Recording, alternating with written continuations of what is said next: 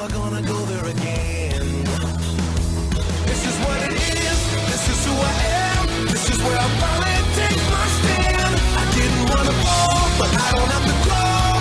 I'm not the one with two star hands, giving him the best of everything that's left of the life inside this man. I've been born again. Oh, yes, and it's good to be born again, especially on a morning like this. Yeah. Oh, man, Dave. To our folks at home, I guess we've been away too long. We've been away a while, 2 weeks. And we just discovered new storm damage Yes. to our mixing board. Yes, apparently we have experienced storm damage, and our 2 mic channels are burned out, so we're down to 2 channels. So, Dave. We need to report this damage to somebody. Who's here we can report to? Yeah, actually, that's true. Well, no, I could maybe, well, no, it's not. It'd be below my deductible as an insurance agent. Yeah. But anyway, we're out 2 mic channels, so Dave and Joe, our guest, are sharing a mic. Yeah. And I'm sure they'll survive, but we'll get through it. We've got more, and Dave, if not, Dave will fix it in post-production. The good old post-production. Right, Dave? Yes. And speaking of storm damage, should we get right into it? It depends on what we're getting into. Our special guest. We've got a special guest today. Dave, if you want to introduce our guest. This is Mr. Joe Kralicek. Like a good Czechoslovakian. Or Czech.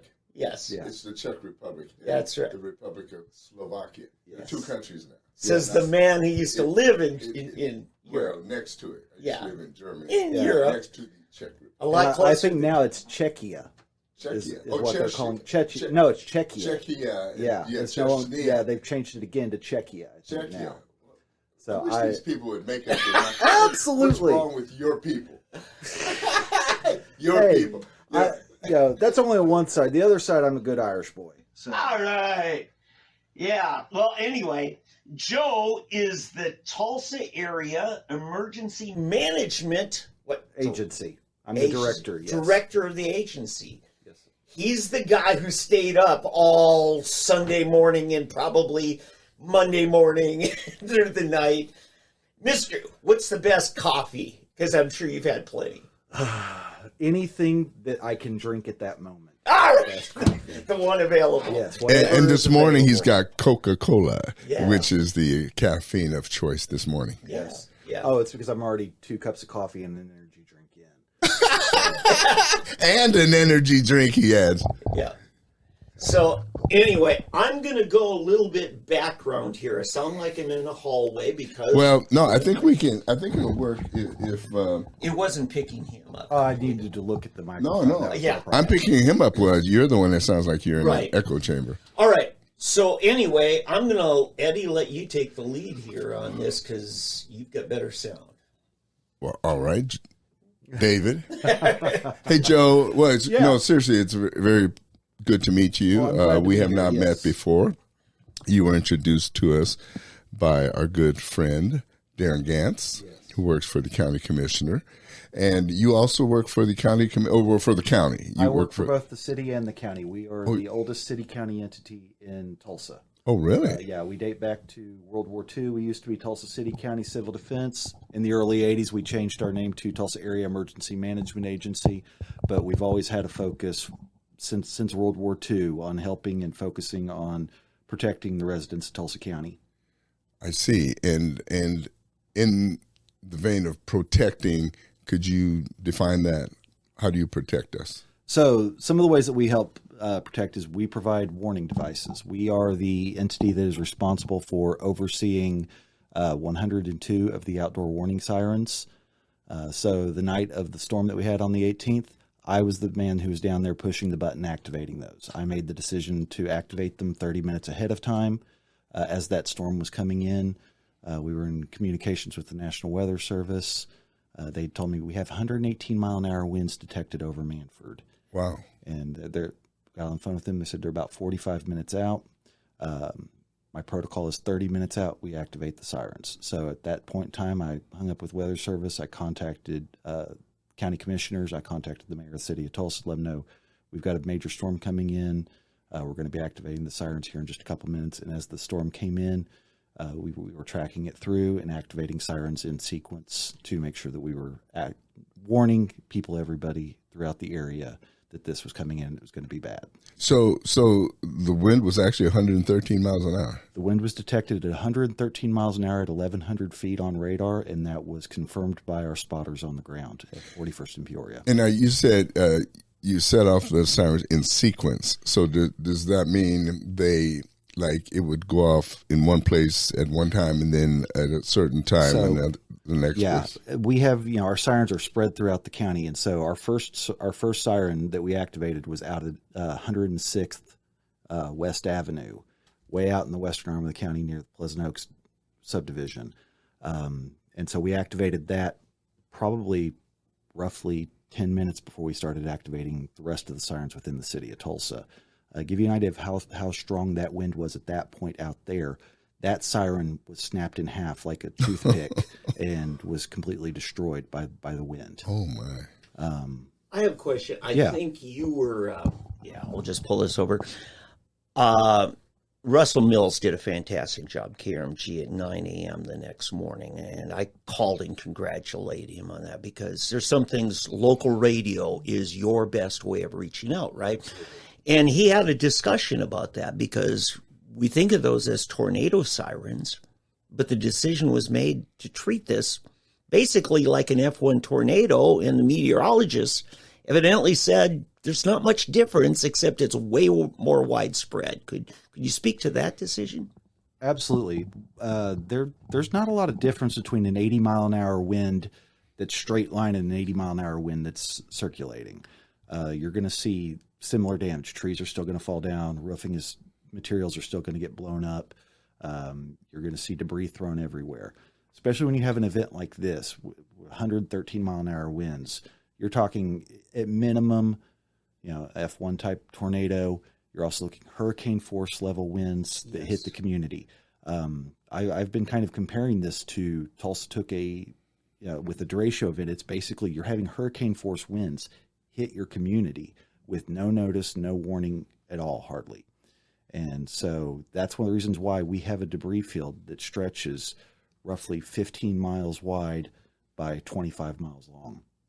This is a tremendous debris field. Kind of give you an idea of how big this was. For my typical damage assessment that we were able to do, I get out there and we're able to get to it the next morning, and then it typically takes us 4 to 6 hours to survey the entire damage field. In this instance, we were not able to even access the areas of damage until Monday. Keep in mind, this hit us midnight Saturday, early morning Sunday. Mm-hmm. We had to spend the next day clearing trees and power lines out of the road. We had 300 trees in the road just blocking access. We had multiple lines down throughout the area. We couldn't tell if they were active or not. We always treat any line down as if it's currently active, and so we had to work with our partners at PSO to make sure that those were de-energized before we could move them out of the way. And so it took us 24 hours just to clear the roads to be able to get in and do our damage assessments. And then it took us 3 days with 20 some odd teams of damage assessors made up of City of Tulsa building inspectors to survey the damage and catalog it all. We just finished up doing our preliminary damage assessment yesterday with FEMA. FEMA and the Small Business Administration come in and they join us in what's called a joint preliminary damage assessment to try to determine whether or not individual assistance grants are available for the public. And it took us 2 days of just showing them what we had identified as the worst of the worst damage to structures and businesses in the area. So that it was a tremendous widespread event. And we're looking at millions of dollars in cleanup costs alone for the city of Tulsa, probably $15 million. Are we getting any money from FEMA? At this time, we do not have a federal disaster declaration. So I have been told it is sitting at the governor's office, and it's up to him to make the determination as to whether or not he wishes to request federal assistance. Okay. Now, how is that different than the declaration that Senator Treat signed? So what that declaration does is that's a state declaration that frees up state assets to come in and assist with damages and to assist with the overall destruction. That was able to allow us to bring in ODOT, OTA, state forestry teams to come in and provide assistance to residents of Tulsa. And so that also put into place some different aspects of law, such as anti-price gouging, contracting abilities, things of that nature.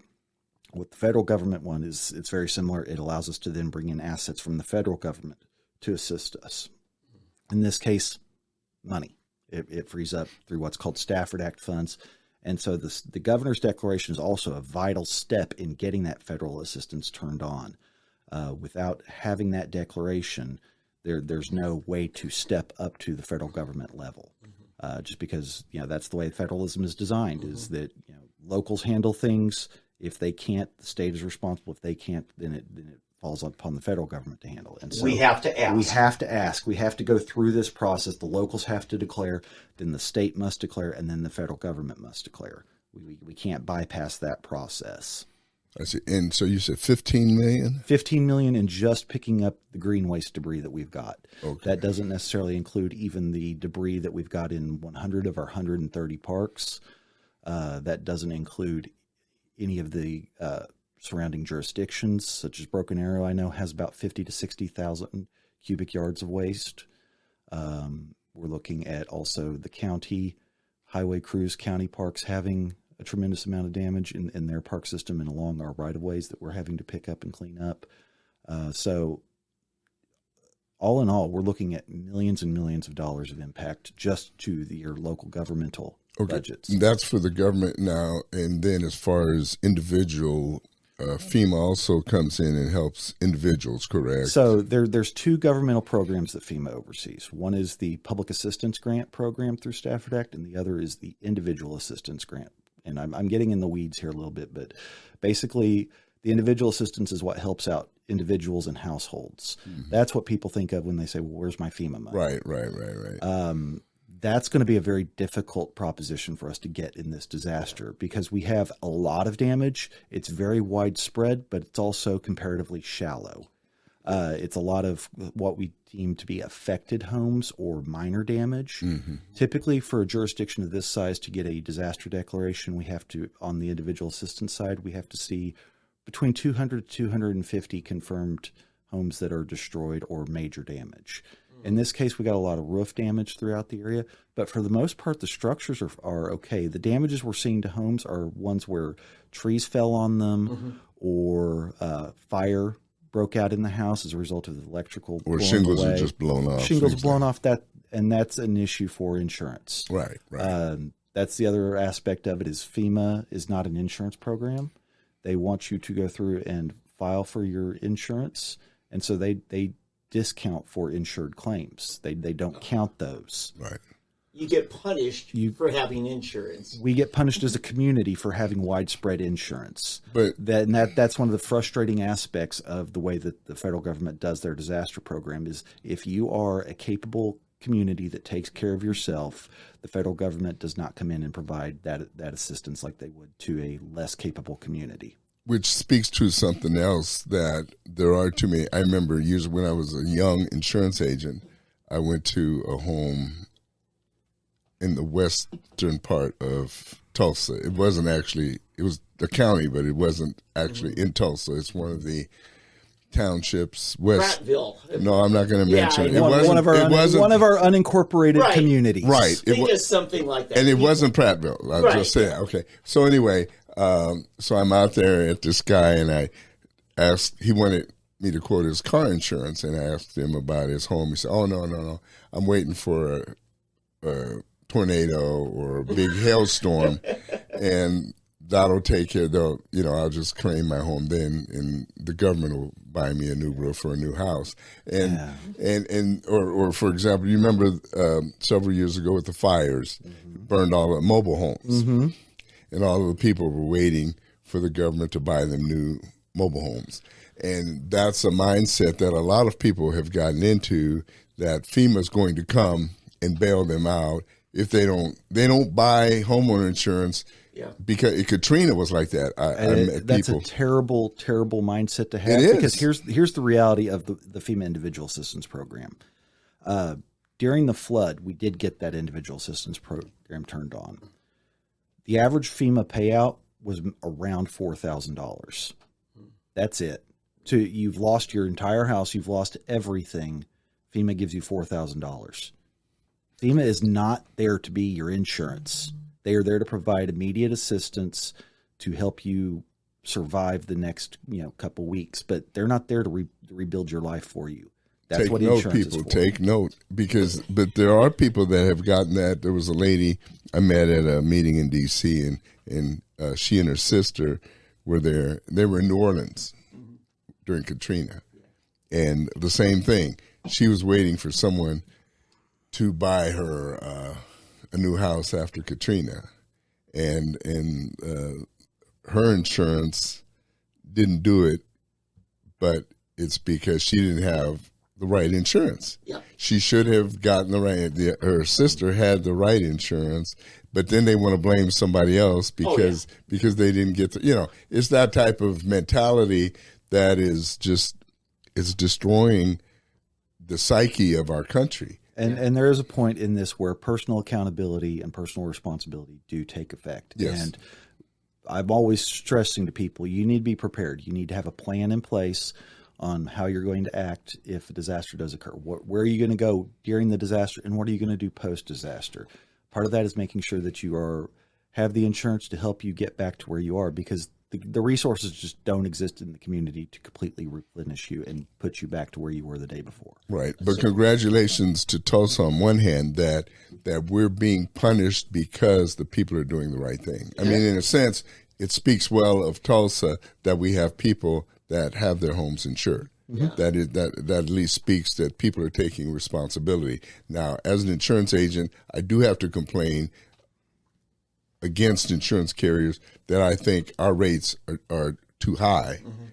And I'm in the industry. Compared to other states, I think sometimes I am very convinced that they use Oklahoma to underwrite the premiums of some of these other states. And I don't know why they pick on us to have these high rates when I think some of these other states, they could be raising the rates in those states. So anyway, my little editorial here. I want to clarify something, Joe. So what you're saying here is, let's say if 1 million people, homeowners, have $1,000 in damages, we're not likely to get FEMA assistance. But if 1,000 people each have $1 million in damage, then we are. It's the same $1 billion in damage, but because it's more concentrated, we get FEMA. If everybody gets hit like we did, then we don't, right?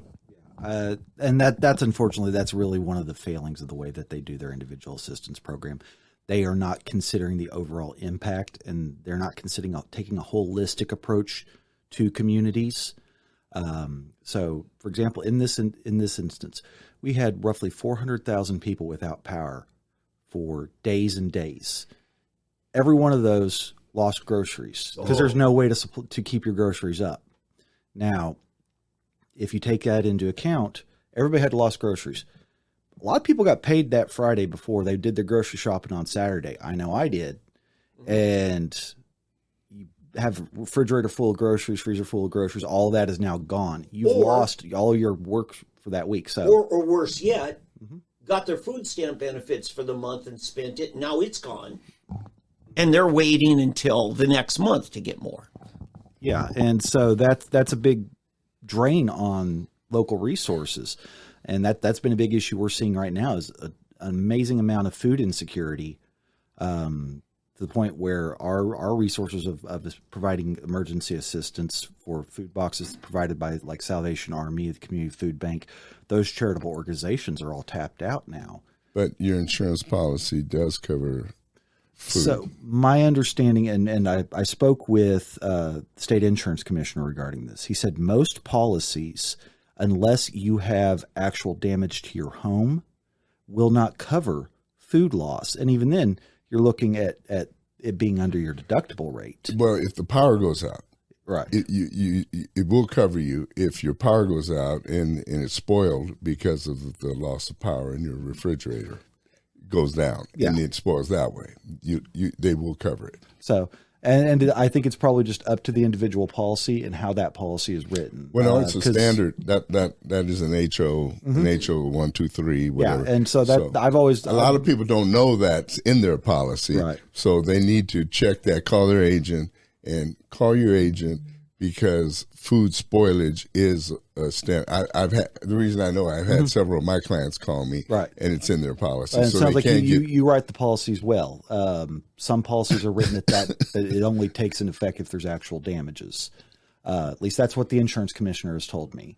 And so some of these individuals have lost and they have no recourse because even if they do, they've got have the insurance commissioner call me. Okay. There you go. So yeah, I'm not gonna. No, I know. I don't want to argue. In this, but, so I'll take your word. Yeah. But even then, look at the number of people that are uninsured or underinsured. If you're taking, let's say half of that, 200,000 people, 200,000 families, $400 a piece. Yeah. On groceries, conservatively. Oh, that's sure. That's if you eat bare bones minimum. You're still talking a tremendous economic impact. Plus the fact that most people are nowadays, a lot of people are working from home. They couldn't work because they didn't have power. Bingo. Yep. Businesses have lost their revenue because they couldn't open their doors. They've lost their inventory because the power went out. And so it's a tremendous economic impact to the community that FEMA doesn't take into account for their individual assistance. They don't count the overall, they don't look at holistically. They want to look at a pile of debris. And if you don't have those homes laying on the ground that they can look at that moment when they come in, they discount all of that. But again, our governor still hasn't asked for federal assistance. The governor has not submitted the request for disaster assistance. I know it's at his office. I've spoken with counterparts at State Emergency Management, and they informed me that it was delivered to the governor and it's waiting his signature. I don't know that that's hit the news. Have you seen news coverage this? That they've not submitted that yet. I have not. We may have breaking news here, folks. But now let me ask you this though, as well though. It appears we have.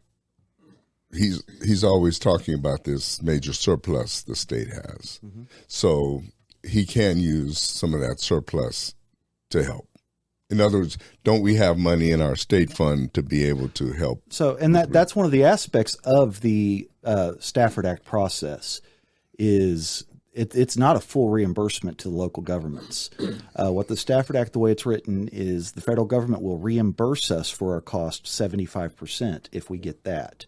And then the local government is expected to cover 12.5%, and the state government is expected to cover 12.5% of the overall cost. So they want to make sure everybody has some skin in the game in these things. So the state will not get involved until after the federal government and the local government. The state does get involved, but the state has a cost share for the recovery costs. I see. And that's on the PA side. The IA side is a separate program completely, and that's kind of what I was talking about. If they wanted to see those big piles of debris before they do that. And so since we don't have those big piles of debris, we're not looking at probably individual assistance was always going to be a hard ask, and that's probably not going to occur. So what we're looking at doing is bringing in the Small Business Administration. Their thresholds are much lower for providing assistance, and so they'll come in and they'll provide low interest and no interest loans to individuals and to small businesses to help them get back on their feet, and they can repay those with very favorable terms. And so that's kind of one way that they're stepping in to help. For some of those individuals with food insecurity, I know that they've turned on SNAP replacement benefits. Oh. And so people could file with the state health department the State Department of Health and Human Services to get those emergency. But this is only for assistance. those that qualify. This is only for those who qualify for that. For food stamps. And so a lot of this is we're leaning very heavily on our volunteer organizations that are active in disaster. You may have seen those groups that are out and about throughout the community with chainsaws, helping pull debris out.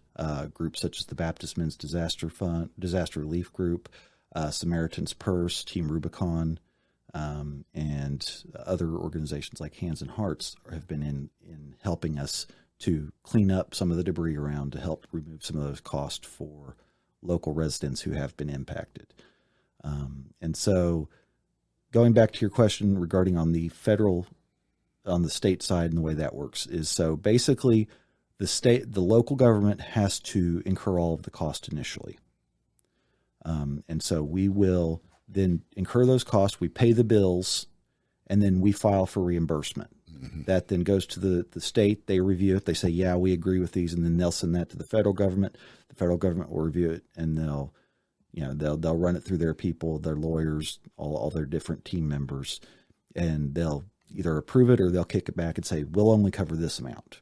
And then they'll send us a check, and we'll get that. And then from there, once the state sends it, then the state is supposed to write us a check for they're covering their 12.5% of it. And then we, of course, have already incurred the cost, so we have to eat that 12.5% to start with. Now, is the state limited to the 12.5%? The state can go beyond that. They can, but their obligation is for 12.5%. Right. Okay. Under Stafford Act. Yeah, I just wanted to see if they're limited to the 12.5, or if they could go beyond that if they wanted to. So they could. Yeah, I mean, the state can do whatever they feel that they need to do to assist. That is within their power and their purview. That's up to the governor and the legislature, and honestly, that's a little bit beyond my pay grade as to what they're going to do. Sure. But I know I've been speaking with them, and the desire is there, at least with the legislature, to provide help. Got another question. You learn something through every one of these, right? And this was a very unique one. In fact, it was different than an ice storm in that this hit the high voltage lines probably more significantly, in my opinion.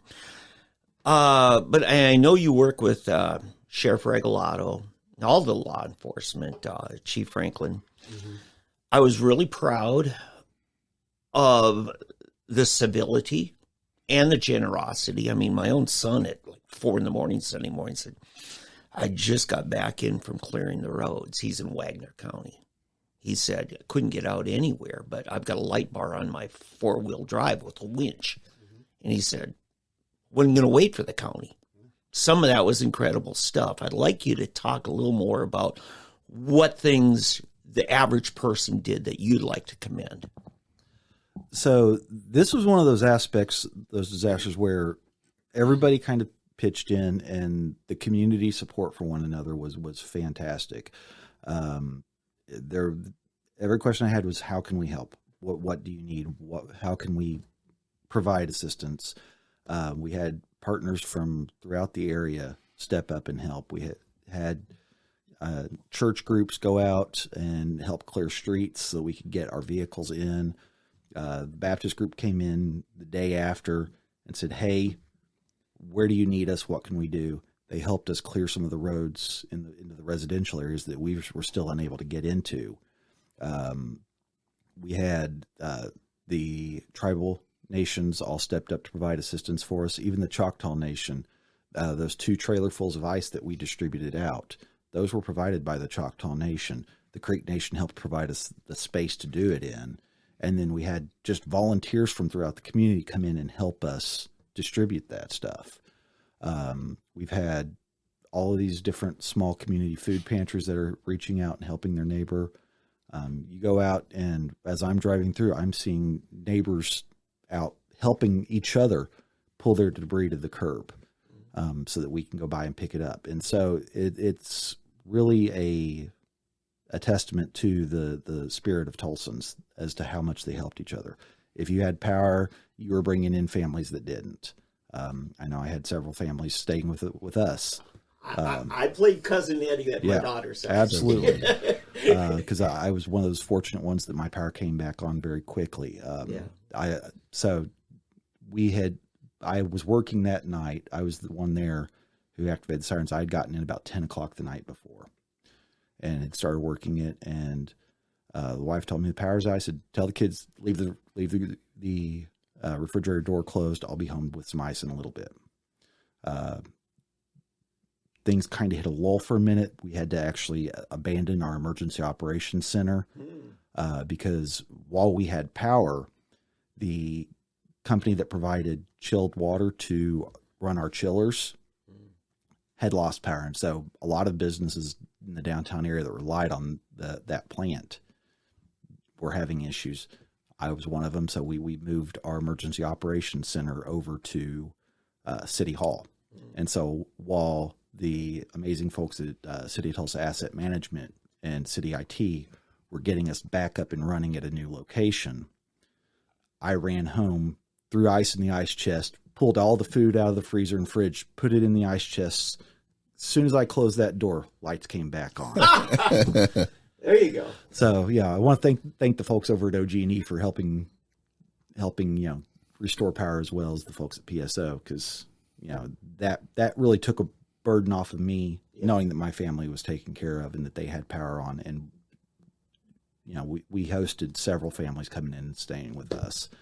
And so I know others throughout the community did that, and I'm always astounded and amazed and impressed by the generosity and openness of spirit of the residents of Tulsa. Yeah. I've noticed that it's very common whenever there's when the ice storm of 2007 hit. And that lasted for weeks, and there were people just sheltering at family and friends, and people were opening their doors. That's where I first saw it. That's the first time I really saw it. I mean, it was amazing, and it continues. Well, we even have a phrase for it in the emergency management community. It's the Oklahoma standard. It's what we do. We're there to help our neighbors in times of crisis. If you're doing well and you see your neighbor hurt, you reach out and you help them. And that's really one of the things that emergency management depends upon. We rely very heavily on that community generosity and on our volunteer organizations that are active in disaster, our church groups, our civic members, civic organizations, all those groups like that. They all play a major part in disasters, and especially in the disaster recovery of getting us back to where we were before the disaster. Yeah. Got one more. There's the old adage about shutting the barn door after the horse got out. In other words, preparing for the disaster you had rather than the one you might have coming. What have you learned moving forward from this? So that's one of the things that we very heavily, that I'm constantly reminding my team. We don't need to fight the last battle. We need to be prepared for the next battle. And so we have to take an all hazards approach to our planning and our emergency management plans. And so we've got 13 different natural disasters that we've identified that we plan for, plus a myriad number of man-made issues that we see. And so we are constantly testing and exercising and running these type of events. Unfortunately, we're very good at disasters now. I always tell people I'm the emergency manager for the most population dense county in the most disaster prone state in the country. And so that's not hyperbole. We're looking at, while by numbers, California and Texas have more declared disasters, they also have a tremendous amount more area. But per capita, we have far and away more disasters. I'm the only emergency manager, as far as I can tell, in the history of Tulsa who's worked five presidentially declared disasters. And they're coming so fast that we still have, most of those are still open. We're still working aspects and issues related to the 2019 flood. And that's not uncommon. We typically say for every day of the actual event, you're talking probably 1 year of long-term recovery. And so, yeah, we're working through aspects from the 2019 flood. We're starting buyout programs related to that. And we'll probably be working aspects of this disaster for quite some time. We had roughly 600,000 cubic yards of green waste. Enough where we've had to open up 2 additional green waste sites. A lot of people are comparing this to the 2007 ice storm. This is a completely different amount of waste. The 2007 ice storm was limbs. This is entire trees. And these are not small trees. These are the big monster 80, 100-year-old 3-4 foot thick trees you see throughout Midtown, or you used to see throughout Midtown. Yeah. Used to see. Each one of these takes 4 to 6 hours to clear. And we're going to have to find a way to deal with all that. And so I'm blessed and fortunate to have a great team of professionals who have helped me, and they've learned the lessons, and we've got plans in place. And that's one of the reasons why we've done so well at getting this stuff picked up. We've already picked up more than 160,000 of those cubic yards. Okay, so this goes to my last question I have, Eddie. You talked about your legacy, because you're not new on the job here. And we could go into your whole education, what prepared you for this, rather unique. That's what I want to know. For other people, young people out there. So speak to that in what you're doing to prepare the next generation of Joe Kraliceks to come along. So, it's emergency management. It's a very difficult field to get into. There's not a lot of us that do this at the governmental level. State law says every county has to have one. It's usually the sheriff. And in some cases, they have to have a designate. In some cases, it's another duty is assigned to either a police officer, a firefighter. And historically, for several decades, this was kind of the retirement gig for an old fire chief or old police chief. I'm one of the first crew that doesn't come from that background, that actually had an education in this and studied this and working towards professionalizing this field, because it's important. It really is, to help coordinate and provide collaboration between all of these different entities, between the police, fire, public works, our volunteer organizations, utility companies, the private sector, non-governmental entities that might provide assistance. It's a lot of moving parts and a lot of moving pieces. Give you an idea, I've pretty much been working from about 6 a.m. till about 10 p.m. every day. For 2 weeks. I've not had a day off since the 11th. And I probably won't until I'm planning on trying to take the 4th of July off. And so there's a constant number of small things that go to make this thing look and work as smoothly as it has, that I want to make sure that I'm thanking all of my partners for. You asked about the education. The education is important, but also the practical experience of it is very important. There's a disconnect between what the education system says emergency management is and what emergency management on the ground actually is. Kind of give you an idea. And I got a real good taste of that when I was fresh out of school. I started actually with TEMA as an intern. I did an internship during my undergrad, figured out what I needed to do, what skill set I needed to develop.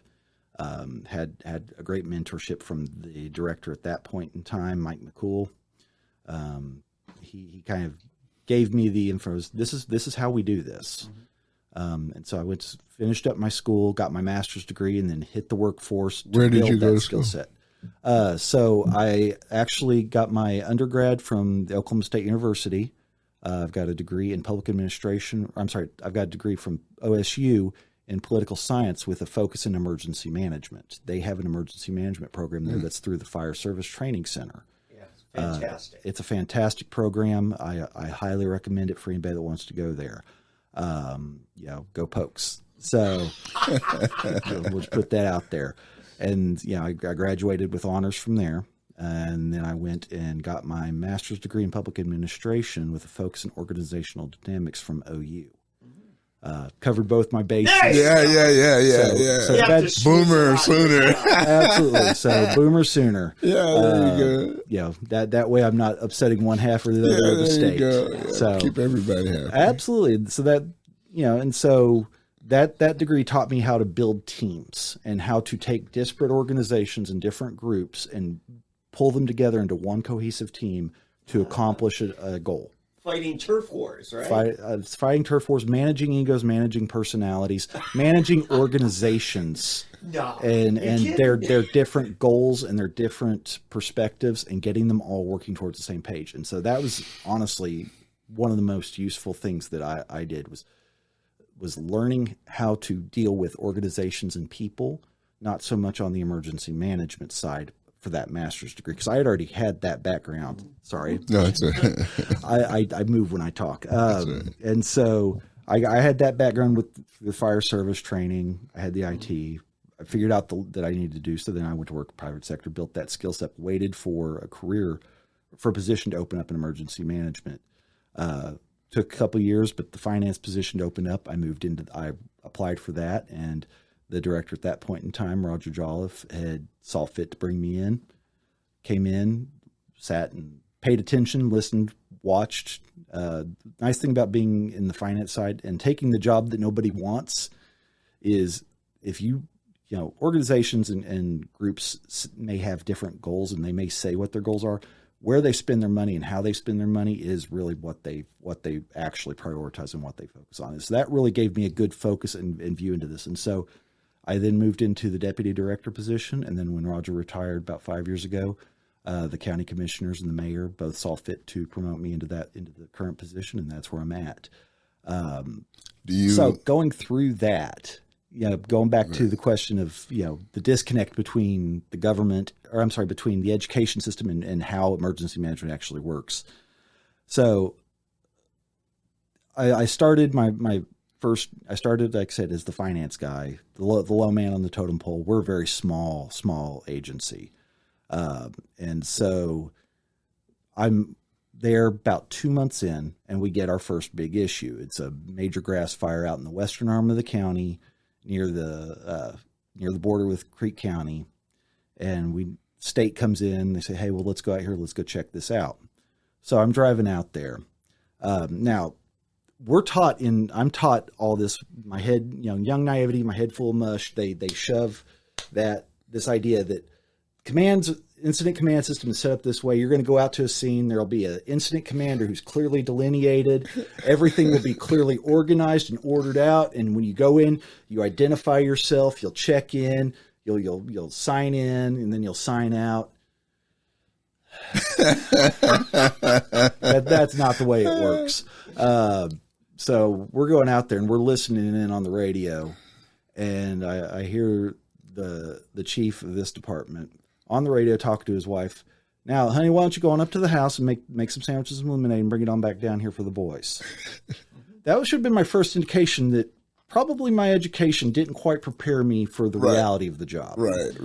And I get out there and we pull out into the middle of this field where there's a fire truck sitting in the middle of the field, and there's kids climbing all over the fire truck.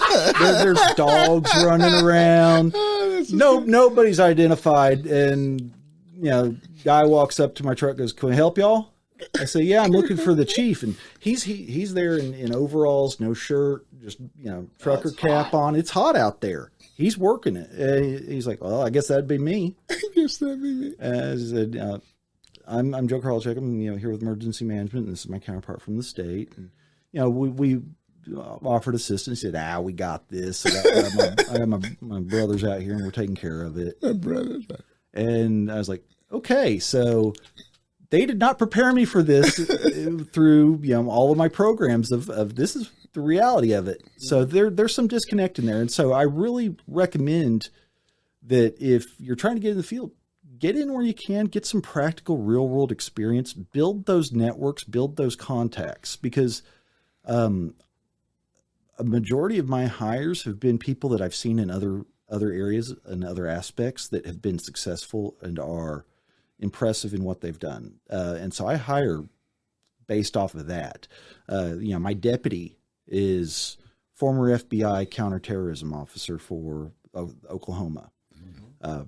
Military background, law enforcement, bomb squad background. Very, very impressive guy. My communications person is a paramedic. Has a decade, has a nice long resume. Worked formerly for the regional medical response system, helping coordinate all of my hospital systems after a disaster. My finance person is former director of Okmulgee Red Cross. Used to work with, used to be a director at the Route 66 Main Street. So has those ties in the community, understands the volunteer organization aspect of it. And so it takes a myriad of backgrounds to really run emergency management. I always tell people I'm a jack of all trades and master of none. And I really have to be, because I don't have the luxury of focusing on any one aspect or any one thing. And so having a varied background isn't necessarily a thing, but I think a big part of this, and what I always look for, is having passion for it and a willingness and to learn. I always joke, the thing that I spent, nearly six figures figuring out was that I didn't know everything, and that how to learn and how to ask questions. And so, the greatest thing was I was, young man. I was still full of myself that I knew everything. I had a fire chief who was helping teach one of my courses. Look at me and goes, "Son, I can't teach you anything if you come here knowing thinking you know everything." Yeah. And that was a good gut punch that I needed to wake up. And I took that to heart. And so that's really been kind of what I recommend is don't go in acting like you know everything. Don't think you know everything, because I don't know anything at this point. Do you have any aspiration of going to the state or federal level? No. This is what I want to do. Like I said, I'm passionate about emergency management. And I'm the director of the most population-dense state in the most disaster-prone state in the country. This is frontline work. This is where I love this job. This is the greatest thing for me. My wife tells me I'm the only person she knows who can be on the beach in Cozumel and be miserable because he'd rather be in the office. Yeah. Don't let that get out. The most disaster-prone state in the nation. I really want to drill down a little more on this, Wait, Joe. You said that last one was your last. I know it. But this is a follow-up in that. I want you to drill down more on one aspect and we'll wrap of it. Up. You started out as an intern. Now, I'd like you to speak to some of the Eagle Scouts out there that really look at this as a passion and like to do it. I think you're probably open to interns. You want to talk about the young person looking at your career field. Yeah, I mean, absolutely. And I always have a special place for Eagle Scouts because I am one. I'm not surprised. Yeah. So, for interns, that's the biggest obstacle I've seen for people trying to get into this field. Nobody wants to work their way up. Everybody wants to apply and be the director. Nobody wants to be the guys that lower on the organizational ladder. And the thing is those jobs are just as important, if not more so.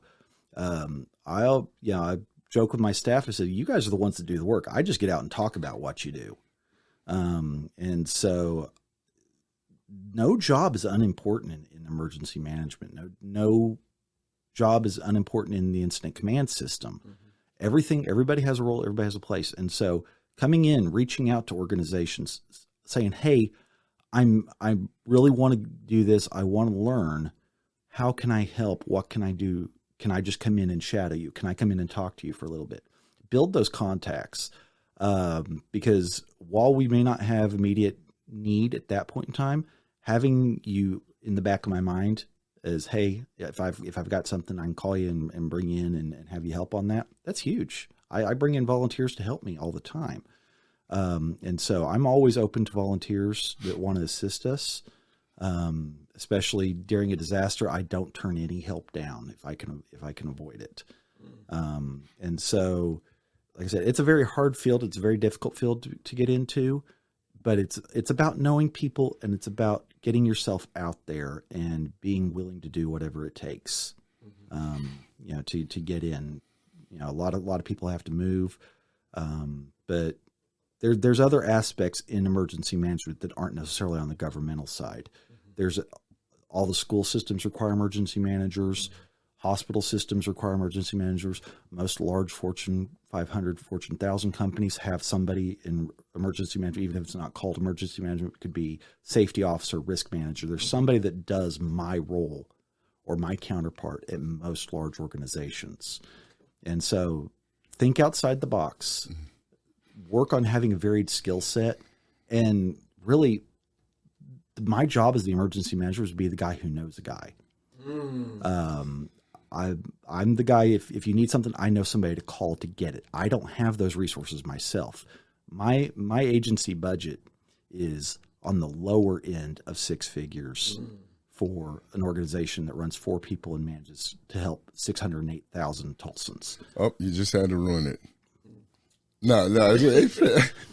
And so, trying to, as a recruiter, you fell as a recruiter when you just said the low end. Oh, yeah. Everybody's thinking, the dollar signs are jiggling. No, we do more with less. I always tell people my organization and my agency, we punch way above our weight. Yeah. Because I try to make sure that we're focusing on our mission. I don't let mission creep interfere with what we are funded and what we are tasked with doing. Yeah. Right. You don't have fire trucks. I don't have fire trucks. Tow trucks, any of that. You just. I know the guys who do. I know the guys to call. And so if you want to get into the field, you need to start getting to know people. You go out, talk to the fire guys, talk to the police guys, find out what they do, talk to the sheriff's office, talk to the volunteer organizations. This isn't about focusing on being the emergency manager. It's on focusing on people. My job is I know people. I know how to help them achieve their goals. I know how to get them what they need. And in return, they help me in getting what I need whenever others are asking. It goes back to that whole neighbor helping neighbor thing. Gotcha. I just do that at a larger scale.